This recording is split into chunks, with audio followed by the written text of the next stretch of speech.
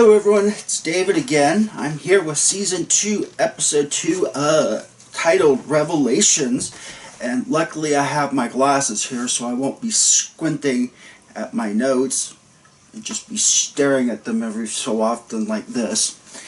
But anyways, I might be getting a new fur baby soon. Our area is notorious for people coming in and dumping their unwanted pets. My neighbor and I have a gentleman's agreement. She takes the dogs, I take the cats. I trapped a cat who is a kitten, really. And rather than let him go and let him fend in the wild or anything like that, I'm going to keep him. There is also a slight possibility he might be my pharmacist's cat, because she lost 2 cats within a very short time period. However, that cat would have had to travel about 15 miles to get from her house to mine. But you know, you always see these news stories of, you know, have cat will travel, and you know, cat starts off in Oregon and winds up in Florida. So you know, possible. I'm taking the cat in tomorrow to see if it is in fact her cat or if it's going to be my cat, and then we'll get him fixed and his shots and all that other good stuff. And out here we tend to trap TNR, trap, neuter, release a lot, because usually by the time myself or my neighbors get the cats, they're too feral to be, and they've been too feral for too long. So we end up just trap, neuter, and release them. Luckily, I caught this one, and he's a kitten, maybe about 6 months old. So I'm, you know, taming up very nicely now. He doesn't run in abject terror. He just tries to run and hide behind the little carry crate, and it's like, really, cat? That's really not the best place. But anyway, enough of my personal stuff. Let's get on to Babylon5 stuff, because that's why we are here. Starts off in a council meeting. As you'll notice, Kosh is present. That becomes important later, or is in fact made a point by Captain Sheridan much later, saying, you used to hardly go to meetings, and now all of a sudden you're a permanent fixture over in the corner. You know, what's going on here? Anyway, Lanier's being questioned by Londo Malari, who Londo screams indisposed. She's in a cocoon, and Lanier is like, yes, like, so, you know, so Delenn is still in her cocoon. She does come out of her cocoon very shortly before the end of this episode. You'll also notice that G'Kar is investigating Quadrant 37. Londo turns and asks Na'Toth, and I say that in quotations because this is a different Na'Toth than the ones we're all used to, and I'll talk about that in just a minute. We flip on over to G'Kar investigating Quadrant 37. He is being pursued by what we now know are shadow fighters. The fighters that are escorting G'Kar end up sacrificing themselves to let G'Kar escape. So whatever this is, they're more powerful than a Narn heavy fighter. G'Kar somehow knows how to operate this heavy fighter by himself, seems to be a competent fighter. I believe he was a fighter in their war against liberation against the Centauri, so that would explain that. G'Kar ends up escaping and going to a jump gate to Babylon5, and we cue the entrance. Now, when I said earlier that there's a different Na'Toth, I researched that a little bit. Mary Kay Adams, who played the original Na'Toth in this one episode, or I think 2 episodes, she auditioned really strong, but for artistic reasons she decided to kind of become a wallflower to let Andreas Katsoulis shine in his role as G'Kar. The problem is this role really requires somebody who is strong, and you know, she survives the bombing of her homeworld, for heaven's sakes. I mean, you know, you need a strong character, and for whatever reason Mary Kay Adams decided to be a wallflower, and so they ended up cutting her and replacing her with Caitlin Brown. It's just one of those things that sci-fi, you kind of get used to it. You start off with one person, and then all of a sudden, for unknown reasons, here's another person, and you're just kind of, well, okay, we would just expect it, and there you go. There's the change. Deal with it. Kodath, as you remember, the original aide, couldn't wear prosthetics, and her name was Mary, I think, Warrenoff, if I spelled it correctly. And I saw an interview posted by Bill Mumy, who plays Lanier, and he went in and he didn't mention her by name because I don't think he wanted to disparage someone's name, but he said that at first it took 3 to 4 hours to get like his prosthetics and everything, but then towards the end of it they got so proficient they could do his prosthetics in 90 minutes.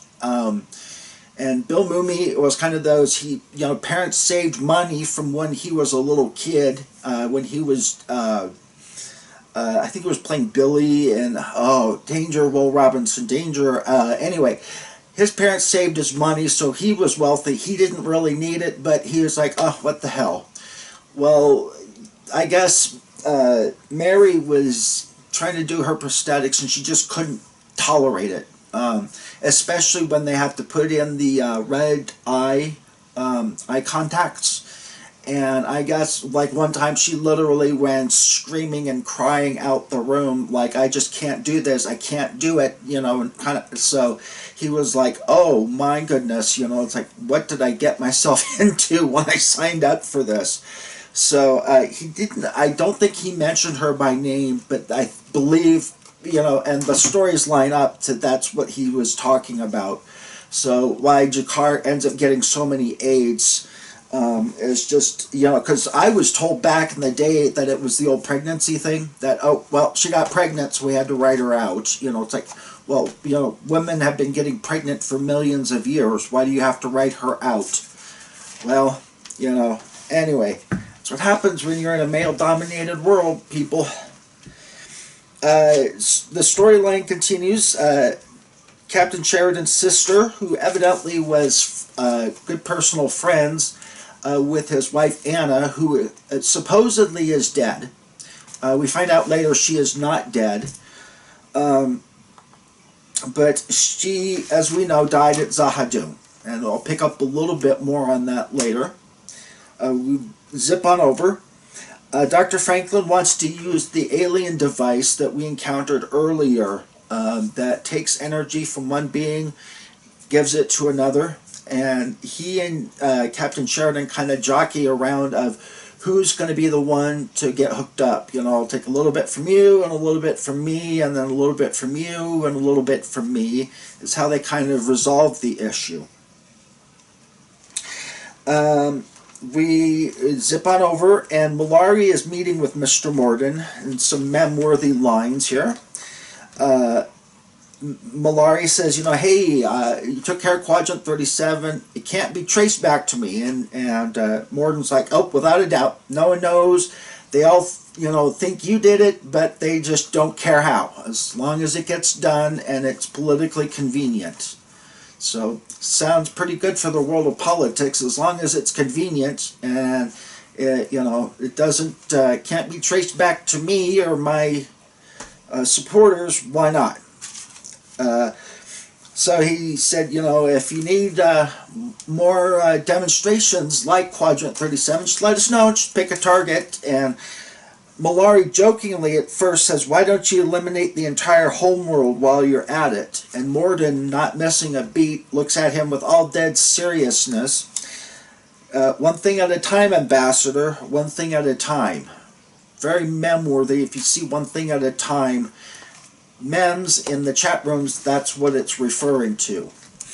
And basically, it's the look he gives him is basically, hey, their times are coming. Don't worry about it, pal. We're going to take care of the Narns in short order. So, Morden, though, wants to be informed if anything happens on the rim. Even if it sounds minor, let me know about it. Okay? Comes out to be really important later, as you all, I'm sure, know this story quite well. Very, very important for the story arc. So, We zip on over. John Sheridan's meeting with his sister. I have 2 older sisters, and let me tell you something. If you don't have a sister, I suggest you get one, because they're really kind of nice to have around. Really great for advice and things. So, we zip on over, and Lanier is tending to Delenn's cocoon, and it's starting to crack open, and it's signs of Delenn is about to come out of this cocoon. Kind of makes you wonder how much Lanier knows at this point. If he's been fully briefed on, Valen going into the past, or is he just getting fed drips? Was it drips and drabs, I think is the British saying? A little bit here and a little bit there, as I think he needs to know. What's your thoughts on that? Do you think Lanier's been fully briefed, or do you think he's just kind of the pawn that's being moved around the checkerboard by, the Minbari, certainly the religious caste, the Vorlons maybe? Maybe they're also feeding into this too? Well, they're certainly feeding into it. We're going to find that out later. So, anyway, nice little thought there. We zip on over. G'Kar has arrived, and he kind of is like, Natoth kind of wanders in, is like, hey, anyone home? And he's like, come in and shut the door. Girlfriend, you're not going to believe what I just found. And he's basically saying, weep for the future, Natoth, weep for us all. Found a very old race mentioned in the ever-popular Book of G'Kar. It was written about 1,000 years ago. I would like to know from everybody out there, do the shadows come out 1,000 years, every 1,000 years like clockwork, or do they vary this timeline?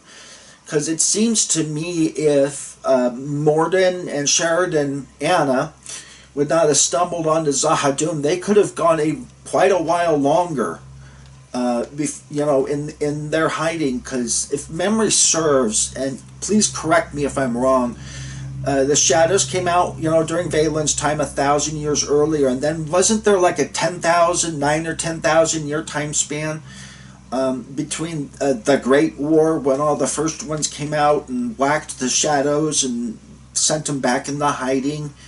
Or do I have my timelines mixed up? Very possible. Correct me down below if you think that. To me, it would make more sense if they varied that timeline, because, it's always good to keep your enemy guessing. If in 1,000 years you're still in hiding, and in 2,000 years you're still hiding, well, maybe we killed them all. Maybe we got rid of them finally once and for all. And then all of a sudden, here it is 10,000 years later, and they come literally out of nowhere, and, there's no record, and we thought we got rid of them all, so we just, deleted all the history, and, oh crap, now what do we do? So to me, it would make more sense if they varied that timeline. If they came out at year 996 to 1002 or something like that, like clockwork, absolute clockwork, that doesn't make as much sense as to vary that timeline even dramatically. Maybe the next time they'll come out after 100 years, and really speed things up. Debatable. Makes you wonder what they're going to do. Are they going to do that same 1,000 year? Because I think they had heard something about a 1,000,000 year timeline, that the shadows had been asleep for 1,000,000 years, and that Captain Sheridan wakes them up somehow. So, if any of you have heard anything along that line, let me know. We zip on over. Delenn is starting to crack her cocoon. Zips on over. Michael Garibaldi comes out of his coma. Just wakes up. Hi, everyone. And now, having been a nurse, it usually doesn't happen like that, though I have had some exceptions. When I was just fresh out of nursing school, I worked in a nursing home. I had a patient who was in a coma from a stroke. Coma. Just non-responsive for months. Had been in September, October, November, December. Christmas Day, 2 a.m. I walk into her room to turn on the lights and check her tube feedings and everything. Turn on the lights, and I look over my left shoulder. She looks over her right shoulder. She says, honey, can you turn those lights down? It's awfully bright in here. Now, I literally, because she's supposed to be in a coma, I literally jump out of my shoes and just about poo my pants, and I go running out the room, and I'm like, Velma, get in here with the vitals machine. She's out of a coma. Now my nursing assistant comes running. She thinks I've lost my ever-loving mind. And this poor lady is thinking like, what's your problem, dude? I just, went to sleep for... No, honey, you've been in a coma for 3 months.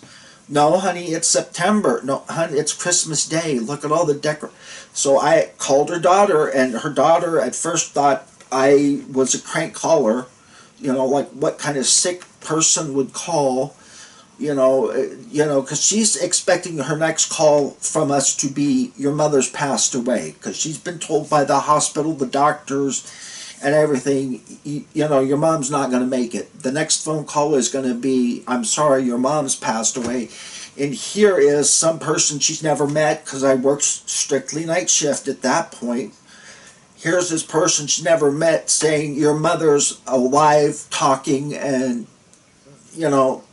singing the dirty Watusi, basically. And so ended up transferring the phone call into her room, and she's talking, and and the mom's like, or her daughter's like, I'm gonna come in. And so got to visit with her mother, and here I am just about crying my eyeballs out, because she thinks her mom's supposed to be dead, and here she is just chattering away.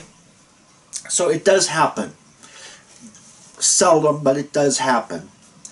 Anyway, at first he is overheard by the second in command who had hit him from behind. At this point, he doesn't remember, hasn't been scanned by Talia, so he doesn't know what's going on.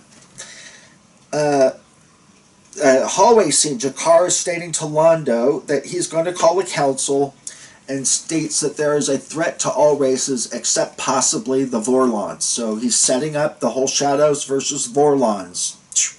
Light and dark, good and bad. So we're gonna. Do you think that's gonna be how it's set up in the new series? Yeah, I'm going with that one. They're gonna go the ever, tried and true, good versus evil. Anyway, we zip on over. Linear gets a little bit of what I got, when he walks in, and all of a sudden the chrysalis is completely open. There's Delenn over in a corner, and she's crispy Delenn. No offense to those who have been through burns. I've treated burn patients before, and it's not fun, but that's what it's known as in the mem world, crispy Delenn. Not nearly as popular as Crispy Morden. We'll meet him later, but do you think they went through the same process in reverse, maybe?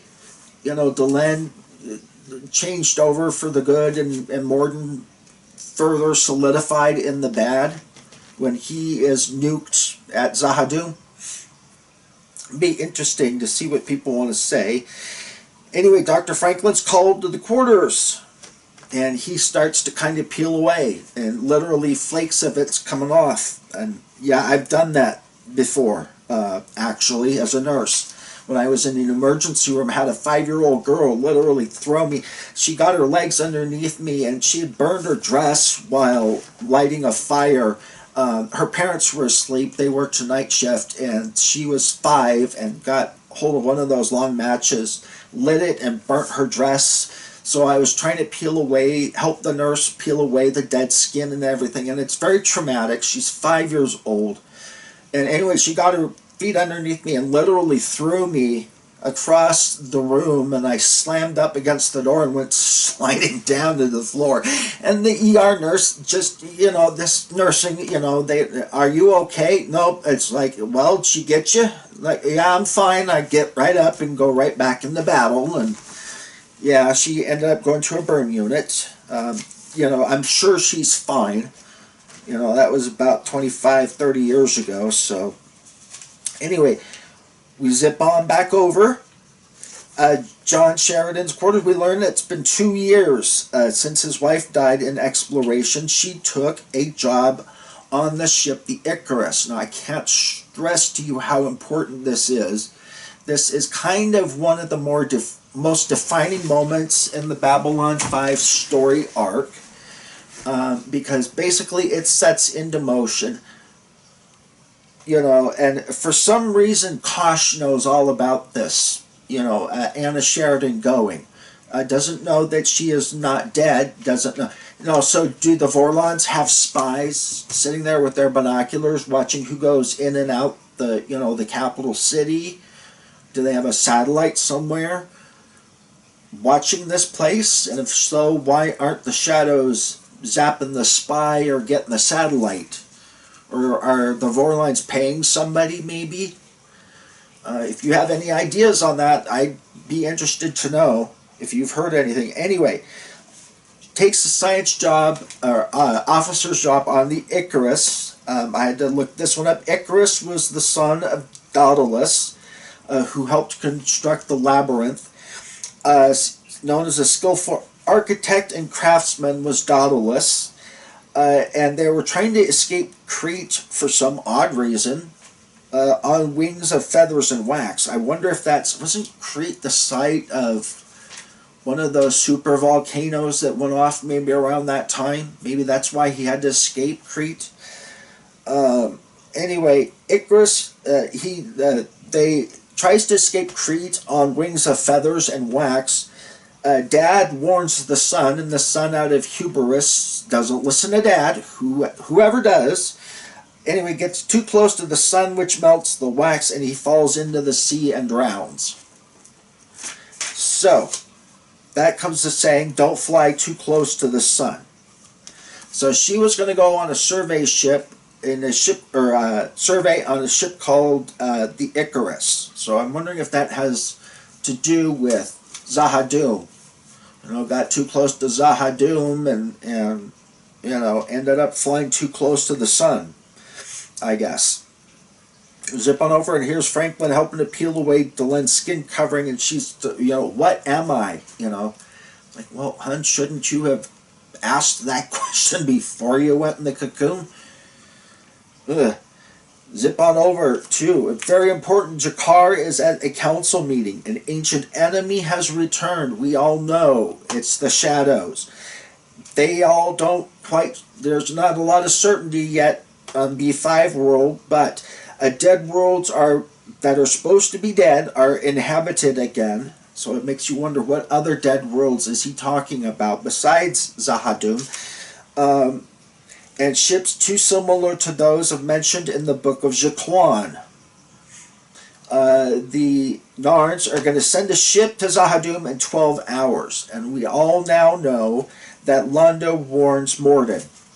Okay, Morden, he's paying Morden back for that favor of Quadrant 37. Zip on over. Talia scans Michael Garibaldi to find the shooter. They beat up the shooter, Garibaldi's second in command, and the shooter kind of does and I'm not very good at it, sorry, but kind of what Bester did. Basically saying there's some tie there, maybe, with Psychor. That Psychor is now, we're starting to see machinating stuff back on Earth, because Psychor endorsed Vice President Clark, which, you're not supposed to do that if you're a government agent. You're not supposed to endorse a political candidate. Anyway, the shooter and all the evidence is supposed to be on the first transport out by direct order of President Clark. We get to see the man for all of 30 seconds on a video chat with future President Sheridan.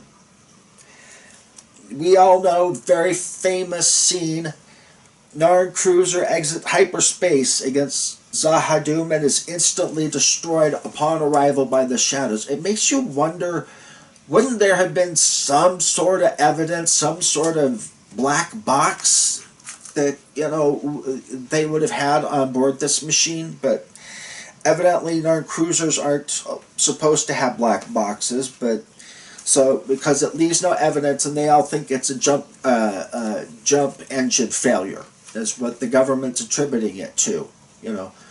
Usually, I guess, instant destruction by a 1,000-year-old enemy is usually not high on the list of possible things to destroy a cruiser and leave no evidence. Zip on over. Here is the council meeting, and Delenn makes her first appearance as a half-human. and kind of stuns everybody. We zip on over. Anna Sheridan has left a message for dear old John Boy. And now it's a different actress, Beth Toussaint. And then it's switched over to, and of course I can't remember her name now because that would be too convenient. But it is, at least back then, the real life wife of Bruce Boxleitner ends up taking over the role. And they were divorced like a decade after Babylon 5. So, but anyway, just Beth Toussaint, a very short bio on the internet. If any of you can find anything more substantive, please put it in the comment section. Zip on over, and as we could all guess, the shooter and all evidence, the shooter of Michael Garibaldi, who also knew about the plot to assassinate President Santiago, all the evidence is conveniently disappeared, and we end on a happy note of, oh gee, all the evidence is gone, so now we can't prove anything. As if we could go forward to anybody, because, you know, the perpetrator of the crime is the most important, most powerful man of the Earth Alliance now. But anyway, what do you guys think about what's going to happen for the new series? Has anyone heard anything? Because I haven't seen anything now, and we're going almost about a month. You know, what sort of story arcs are you thinking is going to go? I'm going to go with the classic good versus evil. And from what little tidbits that I have, that's kind of where we're headed at. If any of you have any other more current information, please share that below. And of course, as I always say, like, comment, subscribe, and share. Hope you all have a good rest of your day.